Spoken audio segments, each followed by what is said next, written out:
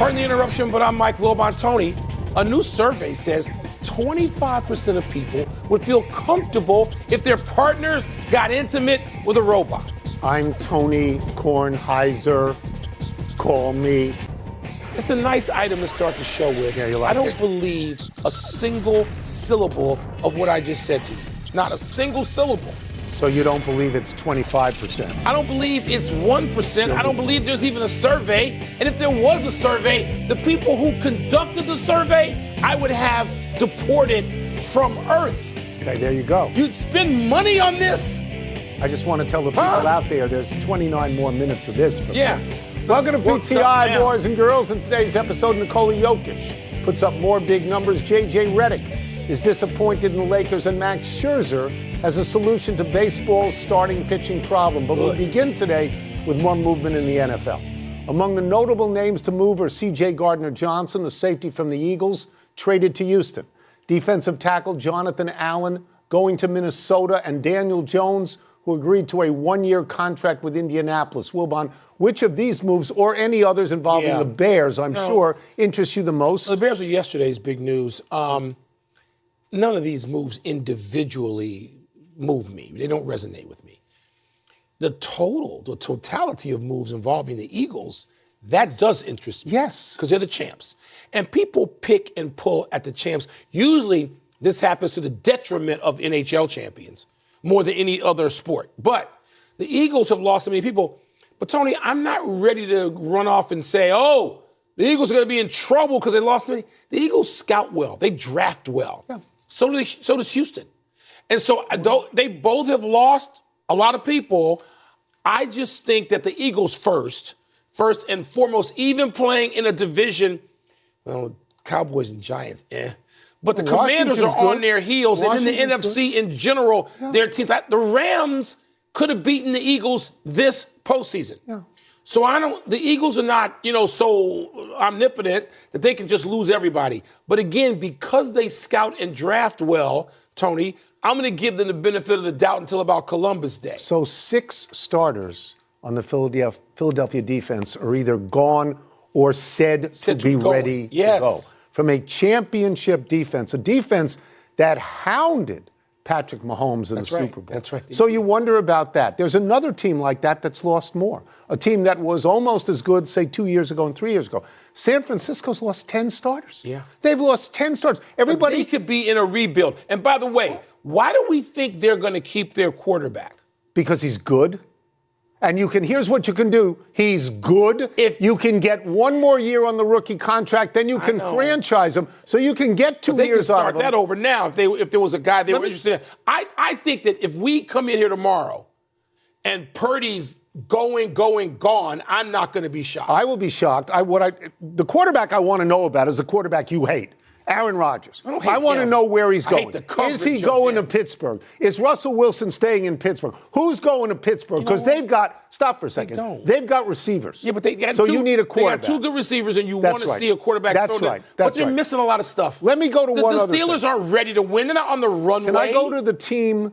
Actually, they are on the runway with a good quarterback. You're wrong. They are on the runway. Is that like the Jets were on the runway last year, Mike Greenberg? But is that like that? 5 games to go in the regular season, Pittsburgh was among the top 3 teams in the AFC they couldn't in terms of score record. a touchdown. Russell Wilson could not get any points. Right. Can I go to Houston for a second? This is why I take notes. Houston has obliterated its offensive line. Yeah. Houston traded Laramie Tunsil, a Pro Bowl tackle, to Washington. Yeah. They sent guard Kenyon Green to the Eagles. They cut guard Shaq Mason. So somebody in Houston, 106, right? Somebody in Houston says that C.J. Stroud needs better security. Yeah. All right? So when you do this, when you obliterate the line like this, people in Washington were cheering about getting Laramie Tunsil. When so many people go, here's the appropriate question. What do they know that I don't know? Yeah. And I think that may apply. That's always and also, a legit Daniel question. Jones will be the starting quarterback. Anthony Richardson last year, the lowest completion percentage in the league, 44%. But you know what? Daniel Jones being a starting quarterback, is that a promise or a threat? What the hell is that? Everybody gets a second chance. Some of these are, yes. Wait. He's already had a second one. No, he hasn't. Same team. Where was he? Same team, Giants. Okay.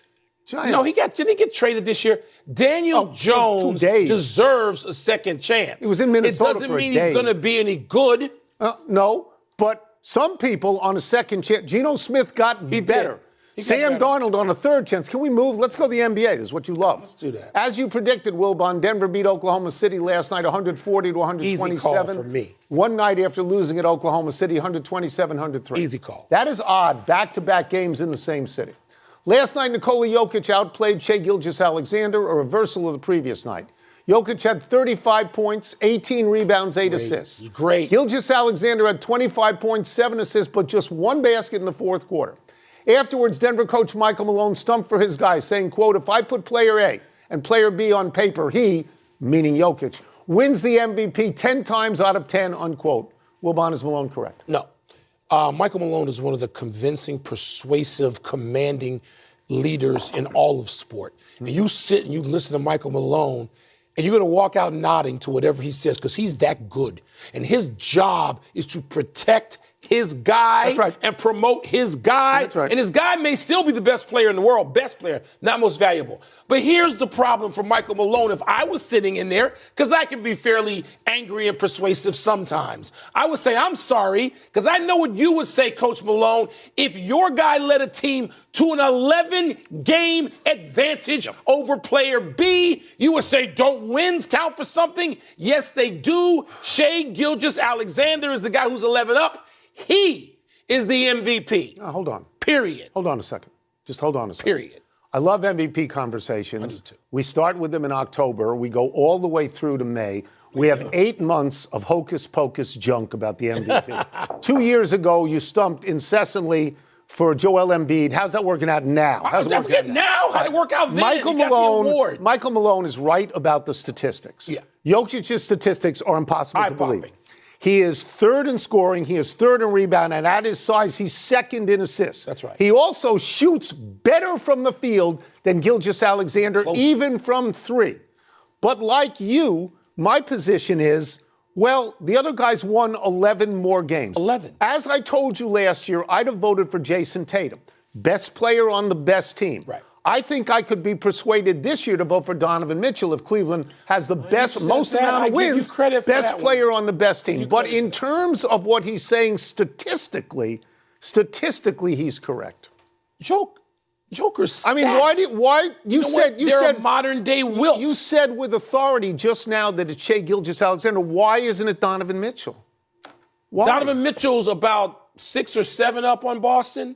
On your boy Jason Tatum. What if he's up on everybody? What if they have the best record in the NBA? Gilgeous-Alexander is in a better conference, the better of the two, and he's 11 up on a champion once removed, a league champion, Michael Malone's team once removed.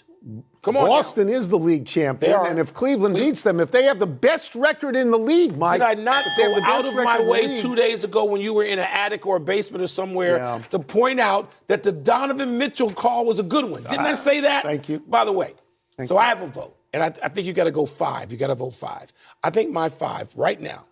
5 doesn't matter. 1 matters. But it does matter. It actually doesn't matter. You pay honor to the people that you mentioned. So my 5 are going to be Shai Gilgeous-Alexander, Joker, LeBron third, I think, but Donovan Mitchell, you got me moving Donovan Mitchell up, Jason Tatum. They're reasonable? No. You got the only vote that matters is who you put first. It's the only thing that matters. First. Okay. First. Who would you vote for? I just told you Donovan Mitchell if Cleveland has the most wins. Wow. All right. I'll be the only one voting for him. You might get one perfect. I'm the only one voting for Tatum. I'm going to see Donovan Mitchell. He's going to say, "You vote for me." I'm going to say, "No, a crazy person who's in the attic most of the time, who I sit next to, voted for you." It's good though. Yankees ace Garrett Cole, with him electing to have Tommy John surgery or being forced to, it's time to consider a new proposal for fixing the sad state of baseball starting pitching. And your boy Max Scherzer tells Tom Verducci of SI the team should get their DH taken away unless their starter goes 6, throws 100 pitches, or gives up 4 runs. Scherzer calls this the qualified starter rule. You embracing this? I love Max Scherzer. He's a warrior god. I'm glad he has a strategy to bring back starting pitching. I wonder if he's dealing with the underlying problem here. The underlying problem is this plague of pitchers getting hurt. which happens because they chase speed and spin, which happens because analytics compel them to do that. But let me deal with what Scherzer is saying. If you penalize teams because their starting pitcher, what was the phrase Verlander used? Five and fly? You take them out in the fifth? Yeah. Good phrase. Or because they throw bullpen games. I get that. And I'm happy that Max is saying that, but one of the things you have to do is sort of reinvent your pitchers so they're pitchers and not throwers. Here's my red flag, and before you go crazy, just listen for a second. All right. If I'm the Los Angeles Dodgers and I have paid Shohei Ohtani $1 billion, I don't want his eligibility to be determined by a pitcher. I want to see him bat 4 and 5 times a game, as does the rest of America who are fans. And I don't understand why Scherzer is saying that the prejudice is always against the DH. Mike, you and I are old, but we've arrived at the point. The DH is a real position. Once it became universal, it's a real position. I'm not going to go crazy. That's a fair point you make. I don't fully agree with it just because I think Scherzer's point is more important.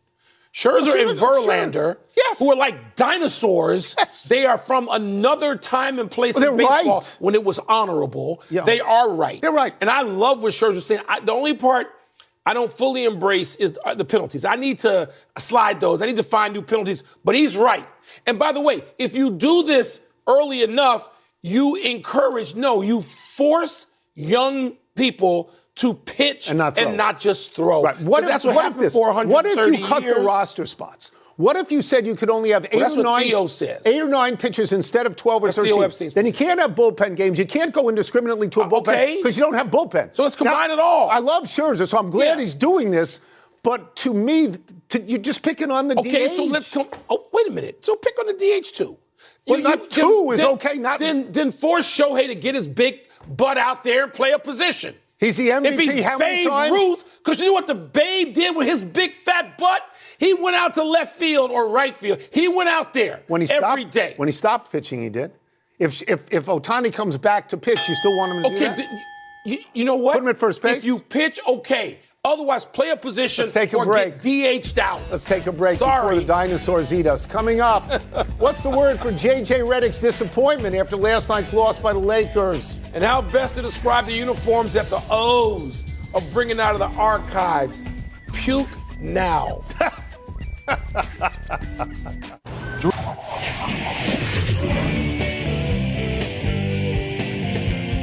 Time to choose our words carefully. What's first? J.J. Redick's disappointment in the Lakers' performance last night was blank. My word is diplomatic. After the Lakers lost to the Nets, Redick said, I'm quoting here, I think it was a very low-level communication game for our team. I don't think being shorthanded is an excuse for the way we play basketball tonight. So the key words are communication, and shorthanded. They're shorthanded because of LeBron. He doesn't play. It's not because of Rui Hachimura, I don't think. It's LeBron. The communication is a lovely way of saying nobody dealt with each other very well. It's a very Duke way of saying that. I'm impressed by that. If I were J.J. Redick, I would have said, how can you think we're going to win when Luka Doncic shoots 8 for 26 and has 5 turnovers? But he was softer. He was diplomatic. And you know what? He's a better coach than I thought he'd be. Well, that leads me perfectly into this. J.J. Redick's little rant was good coaching. That's what it was. Yeah. And, Tony, it was specific. Yeah. A lot of times coaches can rant, and they don't get to the specifics of what it is they objected to that night, usually because they're avoiding it because it identifies or indicts a star player. That's right. Which is why he didn't go to shooting and Luka, because there's no point in doing that, because even Luka can have a bad night shooting. Right. Doesn't matter. That's what I would have said. J.J. Redick zeroed in on a couple of things he wanted to drive home, which went into the film session today if they had time for one, goes into practice or shoot around. And this is part of what J.J. Redick has done so well all season. You thought? Yes. Better than I thought. Yeah. Better than I thought. He's been skillful at it. It's just good coaching. Better. What's next? The Orioles' all-orange uniforms are blank. Here's my word, orange. They are really, really orange. They are head to toe orange. I assume that the bullpen card is going to have a Tropicana sign on it because these things are so orange. I have seen pictures of Jim Palmer and Brooks Robinson. Don't you remember? I don't remember them, wearing these uniforms in 1971 and 72. Yeah. I don't know how many times they wore them. Once would have been enough for me. You don't know whether to put these on or squeeze them. They are so, you know what? Ricky Fowler would not wear these on Sunday, and he wears all orange on Sunday. Mike, they need a white shirt or a white pair of pants. They're just so much orange. You know where they would wear these? In jail. My word is correctional. That's what these uniforms are. If you put a zipper down the front, it'd be a jumpsuit. They'd be correctional uniforms. Really They're awful. And to think that, no, look, we actually knew a lot of those Orioles players. We knew Brooks. We knew Cakes. I knew Cakes. By the way, you know Jim Palmer is like one of the only people left from that great ensemble of Orioles players. Yeah. And this is about the same time the Pittsburgh Pirates came out with those hideous You can find him at Emerald Dunes in the winter if you want. He's out Cakes. there playing. Yeah, he's playing. Is he like breaking par? Is this I don't ridiculous? know about that, but he's probably real good. But I mean, the fact that they made Jim Palmer and so orange and Dave McNally and so Mike orange. Cuellar and Pat It's like Dobson. a softball team would not wear these. Correctional. Really, there's that's only a good one word. group of people that would wear these. Good word. That's final word, by the way. Let's take one last break. Still to come, another setback for Tiger Woods. Another? At least he's wearing red. Are the Cavaliers and your guy, Donovan Mitchell, going to make it 15 straight tonight? Again, if they finish with more wins than Oklahoma City. But you won't do it. You won't put them first. You won't. You said you won't. Maybe I can be persuaded by Mike Malone.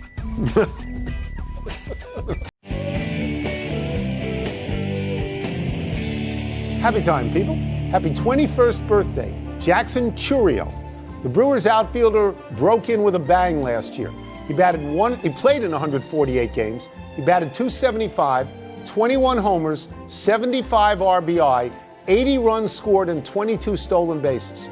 Chourio became the youngest ever player to go 20-20. In the playoffs against the Mets, Chourio hit 2 home runs in Game 2, becoming only the second player ever to hit 2 game-tying home runs in a playoff game. You may have heard of the first, Babe Ruth. Chourio finished third in the NL Rookie of the Year vote behind Paul Skeens and Padres center fielder Jackson Merrill. So far in 9 spring training games, Chourio's hitting .391. It'll be great to watch him. I'm going to go back and pick somebody you're familiar with, a Mr. Mantle, who at 20 years old, it was his second season. 311, 23 home runs, 87 runs batted in, 94 runs scored. So, but Mantle's second year, he had some runway when he was 19. That's right. That's right. As did Mays. Yes, they both Mays came up at 19. How'd that go? Like 3, 4, 5, 6, 8, 10, 15 years later. Look at 1954 for Mays. Happy anniversary, Patrick Mahomes. On this day 11 years ago, Mahomes pitched a 16-strikeout no-hitter to lead White House High School over current Dodger reliever Michael Kopech and Mount Pleasant High in a battle of Texas prep stars. Kopech had 12 strikeouts but was touched for 2 unearned runs on 2 hits. Kopech earned a World Series ring last October after being traded from the White Sox near the deadline, an outhouse to penthouse situation. Mahomes, whose father pitched 11 years in the majors, was drafted out of high school by the Tigers in the 37th round. Mahomes pitched only 3 games for Texas Tech. He apparently found some success in another sport, people say. It's a sin that kids don't play multiple sports anymore. Yes. It's a sin. Yes. Because you go back and you get the greatest. Jackie Robinson played like 6 sports, like Ran 4 track. at UCLA. Ran track. Boxed, swam, John Elway, the greatest. And now Cal Ripken, not good. Bo Jackson, and now we got the AAU for the let's play 81 basketball games when you're 13. I blame you. How's that going? You sent your kid to AAU. Yeah, I did. Happy trails once again to Tiger Woods. Again? Tiger announced today that while ramping up his practice for the season ahead, he ruptured his left Achilles. He said he had surgery this morning to repair it and that he should make a full recovery, though he gave no timetable. Now, typically, this is a 4 to 6 month injury. In his career, the 49-year-old Woods has had multiple knee and back surgeries, along with the extensive operation on his right leg following his car wreck 4 years ago. The 15-time major winner has repeatedly said that walking the course for 4 days is now his biggest challenge. Consider this the latest obstacle. You know, we talk about athletes and injuries and the great ones who had their careers truncated. Tiger didn't have that. But imagine if he had not had the injuries that amassed off, and then Navy SEAL training, and Tiger Woods had been whole through. The next time we see him will be in the Senior Open at some point. 50. You know, I don't. I don't think he'll play. You think he'll play? I think he might try it once. Yeah. But I'm finally that's his eligibility, right? It's not the PGA Tour. No. I know he wants to play the Masters. It's not the PGA Tour. Let's go to the big finish. Let's do it. Speaking of golf, Jay Monahan says the PGA Tour will begin releasing average stroke time data on players in an effort to increase pace of play. Will that help? I don't know, but I know what will help. Find people. Yep. You know who plays too slow now. You don't need that to figure that out. The Dolphins picked up Zach Wilson to back up Tua. Zach Wilson, do you even remember him? He's not good. He's not good. Man U is going to leave Old Trafford for a brand new stadium. Is it okay with you, Mr. Soccer? The renderings of the new stadium are breathtaking. But no, you don't move out of Old Trafford. No, it's like moving out of Wrigley or Fenway or the Polo. No, don't do it. I almost said the Polo Grounds. Somebody moved out of there. Cavs go for their 15th win in a row tonight. You like their chances, don't you? I do, and I like Donovan Mitchell. Last one, 4 men's conference tournament finals tonight. Who you got? The WCC, West Coast, I got St. Mary's. CAA, I got Wilmington. The Northeast, I got St. Francis. In the Horizon, I got Bob Morris. That would be Robert Morris. We are out of time. We will try to do better the next time. I'm Tony Kornheiser. I'm Mike Wilbon. Same time tomorrow, Knuckleheads. You can get the PTI podcast on the ESPN app or Apple Podcasts. You know what's coming next. So I'm in studio. Should I come back tomorrow? Somebody got a coin? Think about it. Flip a coin. Are you going to be here tomorrow? Yeah. If you're not going to be here. Heads I win, tails, he loses. PTI. Much more in tonight's PTI bonus topic. All right, Wilbon, what is your reaction to the latest injury to Tiger Woods? My reaction was a question. Did he do it playing pickleball? Like everybody else in the world over 40? Or did he do it playing golf? Tony, I've gotten over, finally, it took me years, wanting Tiger to just win one more. You know, it was like, I guess I was like 20-ish when Ali was fighting Trevor Burbick and Larry Holmes, and you wanted to see him because you didn't get enough of him, because you know there was nothing like watching Ali. There was nothing in my life like watching Ali, Jordan, and Tiger. And so I didn't want to let go of it, but then Tiger had the horrific accident, the car accident, which cost him largely the use of one leg. I got over it then and stopped wishing it. But I just want Tiger to be able to play with Charlie. Just be able to play with your kid, because that's what I can do as a father. That's all. You do that now. Yeah. It brings as much joy as anything. Sure. We know how much joy it will bring Tiger. I want him to do that. So Tiger, it's hard to explain to people if they didn't see it, how great Tiger was in a compressed period of time and how close he came to Jack Nicklaus, who by the numbers is the greatest golfer of all time. Yes. And I'm sure Tiger would say that as well. But the injuries cost him, and he never could catch and pass Nicklaus. And my reaction is always the same. It's like, wait, another one of these things? Yeah. It's an operation on your leg. It's an operation on your back. It's an operation on your knee. It's all of these things. And he seems so star-crossed. You know, as great as he was, so star-crossed. He will be eligible soon for the senior tour. I know he doesn't want to do it. It's hard to imagine. But I don't know. You think he'll do it? The thing you said about his son makes sense to me. If his son says, "Why don't you play, Dad? Let me caddy for you, Dad. Why don't you play?" Charlie will be off by then making his own. I'm just saying, maybe he'll do that. I know, and you know this. My son played golf because of Tiger. Yeah. Tiger was so charismatic that my son decided I'd like to play golf as well. So he affected people like few athletes in the history of any sport. But we think he's done. It's a lot of injuries. Yeah. If you can't walk, it's hard to play golf. That's it. We're done. Back to you.